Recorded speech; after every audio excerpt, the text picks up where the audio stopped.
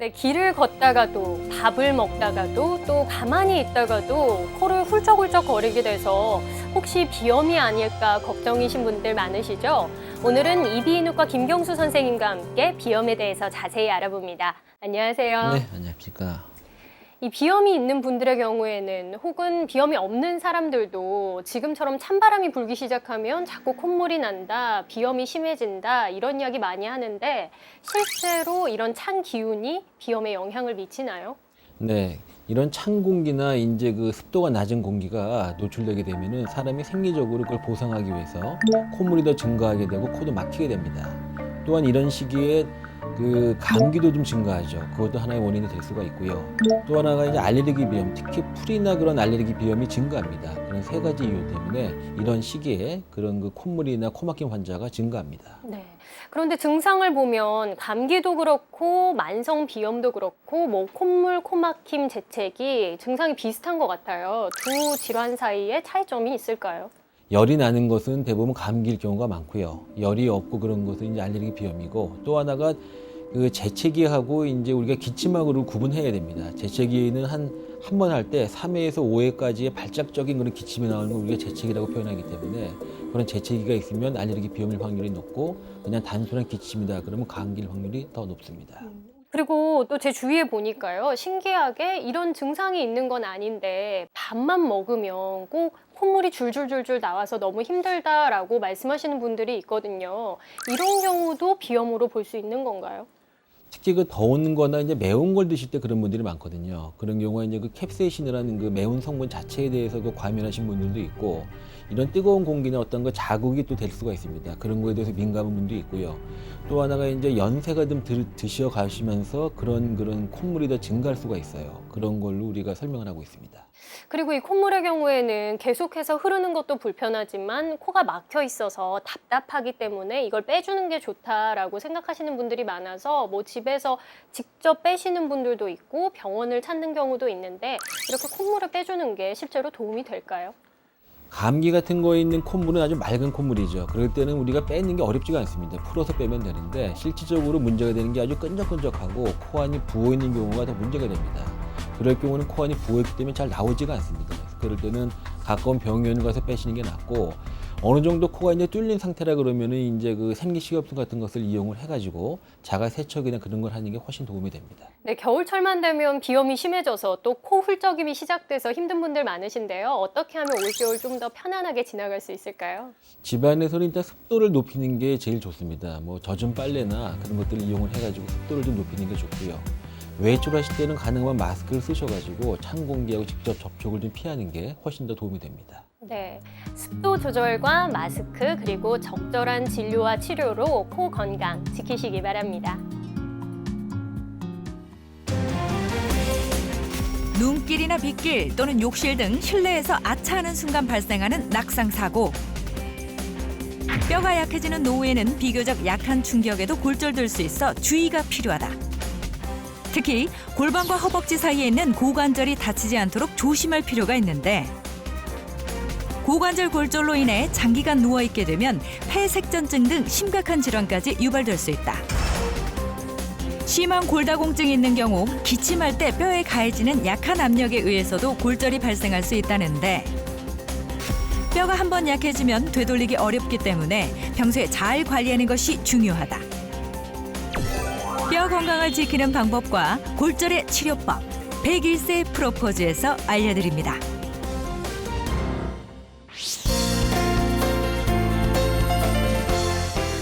안녕하세요. 101세 프로포즈 아나운서 임수민입니다. 노후에는 뼈가 약해져서 비교적 작은 충격에도 골절이 생기기 쉽고요. 골절이 돼서 오랫동안 누워있다 보면 심각한 합병증까지 발생할 수 있다고 합니다. 그래서 오늘은 골절과 뼈 건강에 대해서 알아보는 시간 마련했습니다. 도움 말씀 주실 두 분 선생님 소개해드립니다. 순천향대 부천병원 정형외과 임수재 교수님, 안녕하세요. 자, 그리고요, 101세 프로포즈 주치의시죠. 정형외과 전문의 이수찬 선생님 함께 하셨습니다. 안녕하세요. 안녕하세요. 제가 자료를 보니까요. 2015년에 골절로 진료받은 환자들 50대와 70대가 가장 많았고 그다음이 60대였다고 합니다. 골절 환자의 절반 이상이 50대에서 70대가 차지하고 있었다고 하는데요. 아무래도 나이 드셔서 골절 치료를 받게 되는 거는 낙상으로 인한 사고가 가장 흔하지 않을까 싶습니다. 어떻습니까? 그렇죠. 예. 대개 이제 연세가 드시면은 골다공증이 있던지 골다공증 전 단계인 골감소증이 오죠. 그래서 일반적인 상황에서 넘어졌는데 안 부러질 수 있는 상황에서도 부러지는 거죠. 그러니까 골다공증하고 낙상이 이제 가장 큰 원인이 되는 거죠. 네네, 그렇죠. 한번 모형을 보면서 저희가 살펴볼까요? 지금 보시면은 이게 정상뼈입니다. 네. 이 골다공증이 원뼈죠. 예. 이게 보시면 알겠지만 골다공증 하면 그 뼈골자에다가 마늘 따자, 네네. 그다음에 이 다공성이라는 거죠. 네. 정상정. 네, 그렇죠. 그래갖고 이 골다공증이 이러한 상황을 얘기하는 겁니다. 아주 보니까 심각한데요. 예, 딱 보기에도. 예. 여기 뼈도 또 갖고 오셨는데. 예. 예. 지금 이게 정상 대퇴골이거든요. 네. 이 경우는 우리가 아무리 이게 힘을 줘도 이게 부러지지 않죠. 그렇죠. 예. 튼튼하네요. 예, 사람이 이게 생활하려면 뼈가 부러지면 안 되겠죠. 네네. 근데 골다공증이 있는 뼈는 이 보시면 알겠지만 이게 송송송송. 예, 구멍이 뚫려 있죠. 예, 예. 그래서 이걸 제가 한번 시범을 보일게요. 네.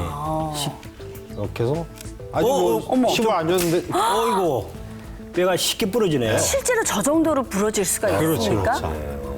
예. 참 이게 지금 실제 보니까 네. 골다공증 뼈하고 정상뼈하고 확실히 구별이 되잖아요. 그렇죠. 그런데 네. 이제 연세가 들면 뼈도 약해지지만 근육도 약해지거든요. 그렇죠. 우리가 이제 다리가 연세 드신 분들 보면 근력이 떨어지니까 중심을 잘 못 잡고 자꾸 넘어지려고 그러시잖아요. 그리고 낙상이 되면 다칠 확률이 매우 높아집니다. 네네. 그렇죠. 아니, 진짜 뼈가 이렇게 쉽게 부러질 수 있다는 게 정말 좀 충격적이고, 그래서 사실 겁도 나는데, 그 뼈가 약해져 있으면 사실 어느 부위든 다 위험할 수 있겠지만은 특히 조심해야 할 부위가 있나요? 네. 그 대개는 우리가 이렇게 흉요추부 등 부분이 제일 많이 부러져요. 예. 그 다음에 넘어질 때 이게 팔로 이렇게 짚는 경우에 이제 손목이 부러질 수 있죠. 네네. 그 다음에 이 고관절. 예. 고관절이 뭐냐면 이 상체하고 하체를 연결하는 가장 큰 관절. 예. 이게 부러지게 되면은 앉아 있지도 못하고. 그렇죠. 그냥 계속 누워 있어도 돼요. 그럼 이제 폐렴도 오고 지방색전증이라든가 정맥혈증증 이런 것들이 오기 때문에 아주 생명의 위협을 느낄 수 있어요. 네네. 그 다음에 이제 발목이 많이 부러지죠. 교수님이 설명했다시피 우리가 넘어질 때 무의식 쪽에 손부터 짚거든요. 그렇죠. 그런데 정형외과 의사들이 이런 말을 합니다. 손목은 포기하더라도 고관절 지켜라. 이 고관절이 왜 힘드냐면 이게 수술을 해도 적어도 한 6개월 이상 치료 경과 기간이 필요하고 네네. 설명했다시피 폐렴이나 욕창, 그다음에 소화불량 뭐 이런 거는 또 차치하고라도 네. 폐전색증이라고 아주 생명하고도 관계된 그런 병이 생깁니다. 그래서 엉덩방아 찍어서 고관절을 하고 허리를 다치는 것보다 손목을 이렇게 짚는 게 훨씬 더 낫다 하는 것을 설명을 해드립니다. 네, 뭐 물론 사고가 나지 않도록 조심을 해야 되겠지만은 혹시 골절을 입더라도 우리가 척추나 뭐 고관절이라든가 이런 부위는 특별히 저희가 조심을 해야 될 필요가 있겠습니다. 근데 만약에 골절이 되면 이게 골절이 됐구나 하고 우리가 바로 느낄 수 있는 거죠?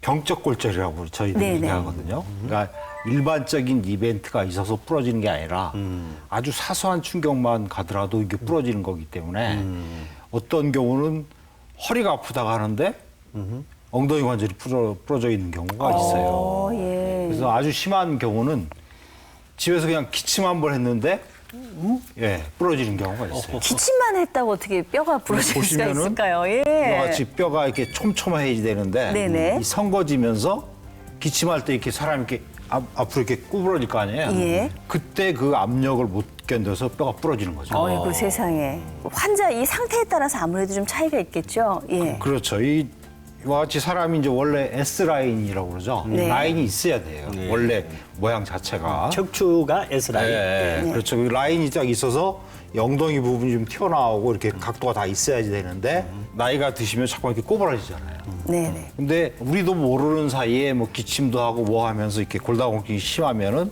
이와 같이 꼬부라지는 거죠. 그러니까 넘어지거나 다치지 않더라도 통증이 있으면 좀 신경을 쓰고 주의를 그렇죠, 기울여야 할 그렇죠. 필요가 있겠네요. 예, 예. 살 골절되면 치료를 잘해야 아무래도 후유증 없이 네, 치료를 받을 수 있을 텐데 주변에서 보면은 골절이 됐을 때 그냥 석고붕대만 하고 이렇게 처치를 하시는 경우도 있고 또 수술을 받아야 하는 경우도 있는 것 같은데 이게 어떤 차이가 있는 건지 부위마다 다른 건지 아니면 뭐 상태에 따라 차이가 있는 건지요? 이 골절 부위하고 네. 환자의 상태에 따라서 다른데 대개 이제 예를 들어서 제일 많은 데가 흉요추부이기 때문에 네. 이와 같이 흉요추부의 경우를 제가 말씀을 드릴게요. 예. 지금 이게 뼈가 이렇게 성거지면서 이게 뼈가 좀 공동화된 거거든요. 네. 비어 있는 거죠? 네, 예. 비어 있는 거죠. 그러면 그걸 비어 있는 데를 약을 먹는다든가 음식을 드셔서 바로 이렇게 생기지 않지 않습니까? 네. 그래서 여기다가 이제 골 시멘트를 넣는 아하. 골 성형술 아하. 그런 방법이 있고 이게 하게 되면 이 바로 뒤에 또 신경이 지나가는 관이 있어요. 예, 예. 그쪽으로 시멘트가 나가면 큰일 나기 때문에 그렇죠.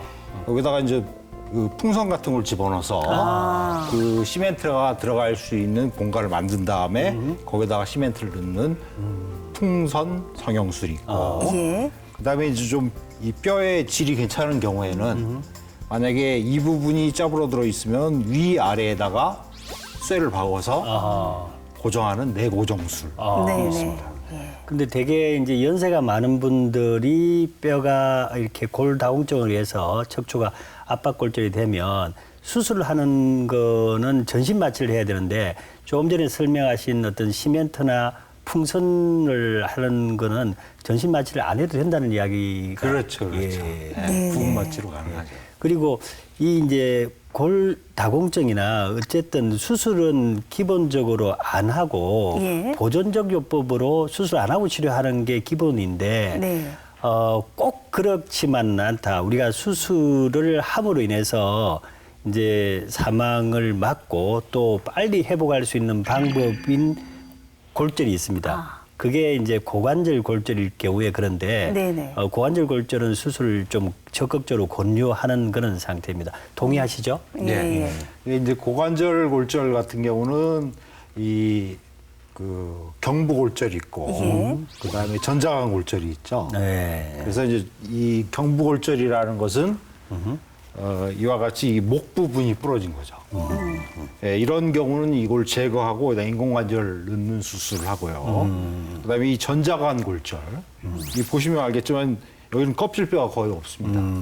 그래서 이런 경우는 이제 내고정술, 예. 쇠를 박아서 이제 몸 안에다가 뼈 안에다가 기부술을 하는 거죠.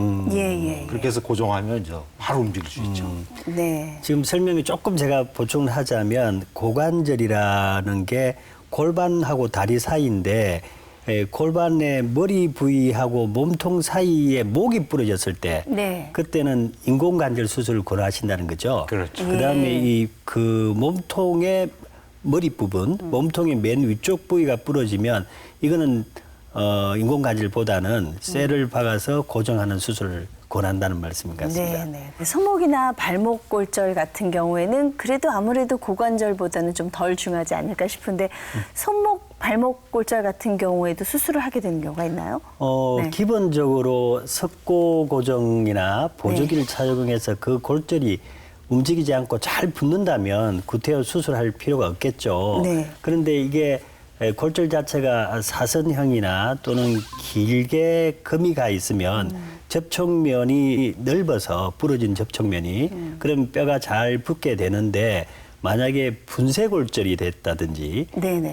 옆으로 쫙 부러졌을 경우는 이게 흔들려서 석고하는 중간에 어긋날 가능성이 많죠. 네네. 그런 경우는 처음부터 수술 의사들이 권할 수 있습니다. 예. 아무래도 이제 골다공증이 있는 분들은 평소에 더 조심하셔야 될 필요가 있겠는데 이 사고가 나기 전까지 골다공증인 줄을 모르는 경우가 많다고 그러더라고요. 예. 어떻습니까? 그 이제 골다공증이라는 것은 이제 뼈 안에서 이제 상황이 벌어지는 거죠. 그러니까 뼈가 빠지더라도 우리가 당뇨가 있어도 당뇨가 있는지 모를 수 있듯이 네. 뭔가 그 프레임이 깨지기 전에는 증상을 못 느낄 수가 있어요. 네. 그 골다공증 자체가 나이에 따라서 예를 들어서 20대, 30대, 40대 한 35살까지는 뼈가 조금씩 이렇게 차올라오다가 그 다음부터는 감소하는 것 같은데 그 부분에 대해서 좀 자세하게 한번 설명 부탁드립니다. 그렇죠. 우리 젊었을 때 이제 운동 많이 하면 뼈가 단단해진다고 그러죠. 네. 그래도 이제 35세가 넘으면은 예. 그 만드는 거하고 이제 없어지는 거, 녹아서 없어지는 거하고의 밸런스가 좀 깨지기 시작해요. 네네. 그렇기 때문에 뼈가 좀 약해지는 거죠. 예. 그리고 특히 여자분들 같은 경우는 이 호르몬 변화가 오기 시작합니다. 그래서 호르몬 변화가 오게 되면 이제 에스트로겐이 감소되기 때문에 뼈가 이제 전체적으로 약해지는 거죠. 네네. 그 골다공증 자체가 그 소위 소리 없는 뼈도둑이라 그래서 예. 이게 부러지기 전까지는 전혀 모르고 있다가 나중에 부러지고 나서야 그걸 알기 때문에 미리 검사를 통해서 골다공증 유무를 체크하는 게 좋을 것 같습니다. 네네. 근데 골다공증 검사가 골밀도 검사라 그러는데 네. 그 검사를 꼭 해야 되는 위험 인자를 가지고 있는 환자군들이 있어요. 예. 그 부분에 대해서 좀 자세히 설명을 해 주십시오. 대개 65세 이상의 여성, 65세 이상. 네, 그다음에 70세 이상의 남성, 그다음에 45세 이전에 이제 폐경이 왔던 분들, 네. 그다음에 부모님이 넘어지거나 작은 충격으로 많이 골절되는 그게 약간 유전적인 것도 있는 것 같아요. 아하. 그다음에 이제 천식이나 관절염 등으로 스테로이드 제제를 한 3개월 이상 드신 분들은 꼭 해보셔야 돼요. 예. 그다음에 이제 요즘 다이어트 한다고 막 살 빼는 사람들 많잖아요. 저체중인 경우도 되게 그러한 경우에 포함됩니다. 네네. 그렇군요. 예. 그 조금 더 붙이자면 우리가 60에서 70이 되신 어르신 경우에 젊었을 때보다 키가 2 내지 4cm 정도 짧아졌다면 골다공증을 정말 의심해 봐야 되고 예. 또 여성분 또 남성분 바지단이나 치마 길이가 내려갔다면 이건 골다공증을 의심해서 검사를 받아보시는 게 좋겠습니다. 이게 뼈가 주저앉으니까 맞습니다. 옷이 막 커지고 그렇군요. 예, 옷이 좀 길어지는 거죠. 몸이 옛날 것보다. 그렇네요. 예. 사실 뭐 골다공증 한번 생기기 전에 예방하는 게 무엇보다 중요할 것 같은데 평소에 골다공증 생기지 않게 하려면 어떻게 하는 게 좋을까요? 예. 환자분들한테 햇볕을 많이 쐬고 예. 많이 운동을 하세요 이렇게 얘기를 하는데 우리가 이게 직립보행하지 않습니까? 예. 그러니까 네 발로 다니는 동물이 아니기 때문에 직립보행하기 때문에 그 자세를 유지하려고 노력을 하고 그럼 이제 아령이라든가 뭐 봉 같은 걸 가지고 최대한 자기 몸의 쉐입을 만들어주고 그 다음에 이제 유산소 운동 그것을 추천하거든요. 그러니까 아무튼 좀 운동을 많이 해서 항상 예방하는 게 급선무고 예. 만에 하나 이제 골다공증이 왔으면은 약도 먹고 철저하게 관리할 필요가 있을 거라고 생각합니다. 네, 운동하라는 말씀을 하시는데 운동이 왜 뼈 건강에 그렇게 중요한 건지요? 예. 제가 이제 잠깐 이 뼈 모형 가지고 설명을 해드릴게요. 이게 골반이거든요. 뒤에 이제 보면 허리는 앞뒤로 인대가 있고 뒤에 보면 관절들이 쭉 있어요. 네네. 후관절이. 근데 이것을 잡아주려면은 근육이 있어야 되는 거예요. 근육이 없으면 이걸 제대로 세울 수가 없는 거죠. 예. 그러니까 나이 드신 분들 보면 이게 꼬부라지잖아요. 그렇죠. 이게 근육이 없어서 그래요. 우리가 목욕탕에 가서 이렇게 보면은 엉덩이 살이 없잖아요. 예. 납작해지잖아요. 네네. 이게 엉덩이가 이렇게 튀어나와야 되는 거죠. 원래 모양 자체가.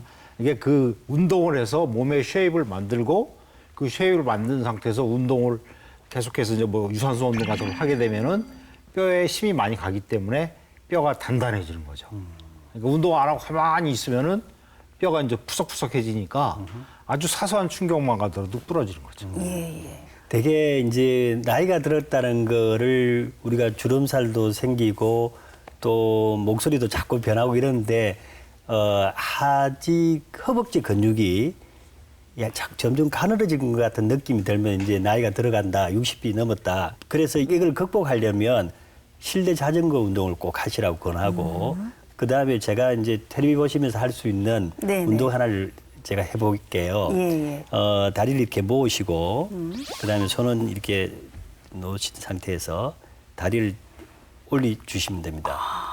이렇게 해서 5초간 버티는데 제가 이걸 해보면 5초가 넘으면 다리가 달달달달 오, 떨립니다. 이게 별거 아닌 것 같은데 배에도 힘이 많이 들어가고요. 예. 상당히 힘이 많이 들어갑니다. 예. 예. 이걸 5초간 버티면서 10번 내지 20번 정도 하루에 하시면 허벅지 근육을 강화하는 그런 좋은 운동이 될 것 같습니다. 네, 어디서든지 해볼 수 있는 간단한 동작이니까 틈틈이 한번 해보시길 바랍니다. 이 외에도 골절과 뼈 건강에 대해서 궁금한 점들 많이 있으실 텐데요. 친절한 진료실 시간 준비됐습니다. 어떤 질문들 올라와 있는지 한번 보죠. 첫 번째 질문입니다. 마른 사람뿐만 아니라 비만한 사람도 혹시 골다공증이 생길 위험성이 높은지 질문 주신 분들 계셨습니다. 다음으로 우유나 멸치뿐만 아니라 두부나 해조류 같은 식품도 뼈 건강에 도움이 된다던데 정말 그런지 궁금해하시는 분들 계셨습니다. 마지막으로 만약 골다공증이 생기면 치료는 어떤 방법으로 하는지 그리고 꾸준히 치료하면 혹시 완치될 수 있는지 궁금해하신 분들 많았습니다.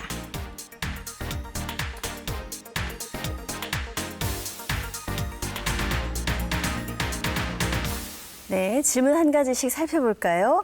골다공증이 생기면 치료는 어떻게 하는지, 완치될 수 있는지 질문 주셨는데 골다공증 완치될 수 있습니까?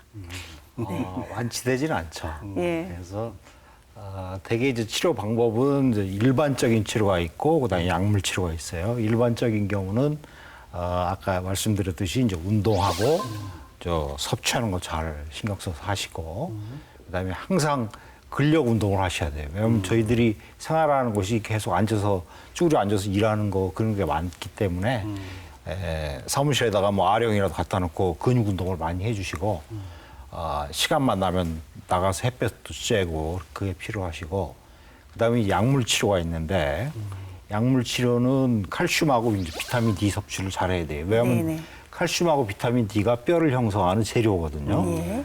그다음에 이게 뼈가 안 빠져나가게 하는 약이 있고 그다음에 골 형성을 촉진시키는 약이 있어요. 네네. 그래서 그런 것을 열심히 드시고 또 운동하셔야 돼요.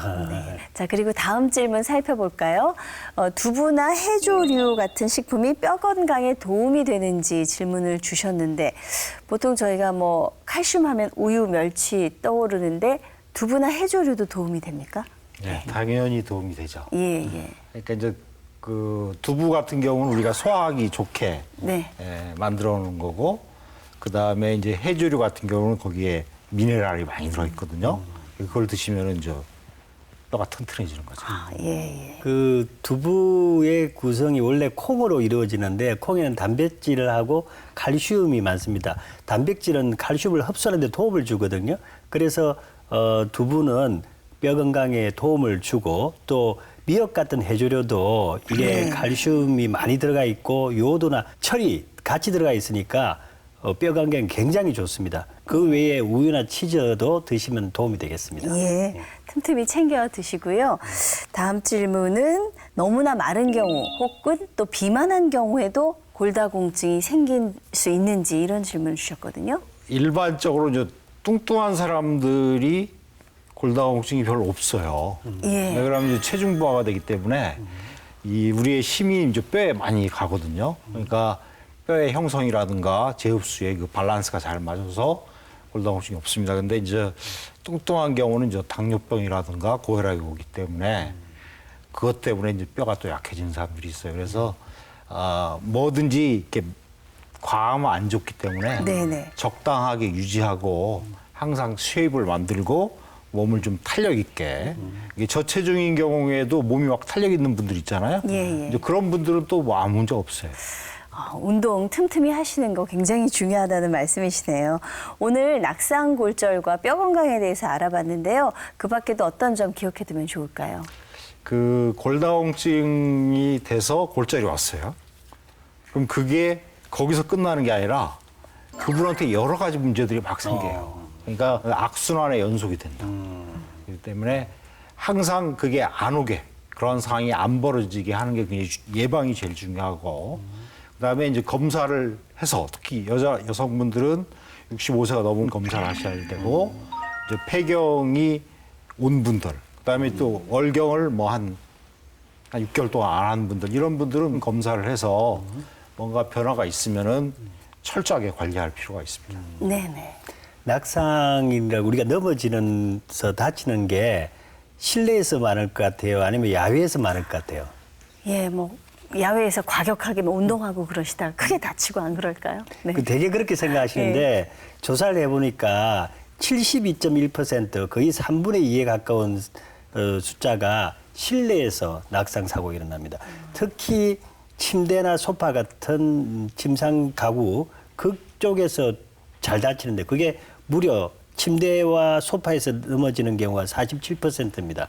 그래서 우리가 침대에서 뭐 전화를 받거나 또는 아침에 일어나서 내려오다가 삐끗, 그다음에 또 화장실 가다가 문턱, 또 전기선, 또 이불 같은데 걸려서 넘어지고, 또 화장실에 가서 이게 물 같은 게 묻어 있으면 거기서 미끄러져서 넘어지거든요. 예. 그래서 밤에 특히 화장실 가기는 그에는 불빛을 약하게라도 하시면 낙상 사고를 막을 수 있는 하나의 방법이 되겠습니다. 네, 뼈는 우리 몸의 기둥이라고 하죠. 기둥이 튼튼해야 전신 건강을 지킬 수 있으니까요. 골절 사고 조심하시고 뼈 건강도 잘 지키시기 바랍니다. 시청해주신 여러분, 또 오늘 두 분 선생님 감사드립니다. 저희는 다음 시간에 건강한 모습으로 다시 찾아뵙겠습니다. 고맙습니다.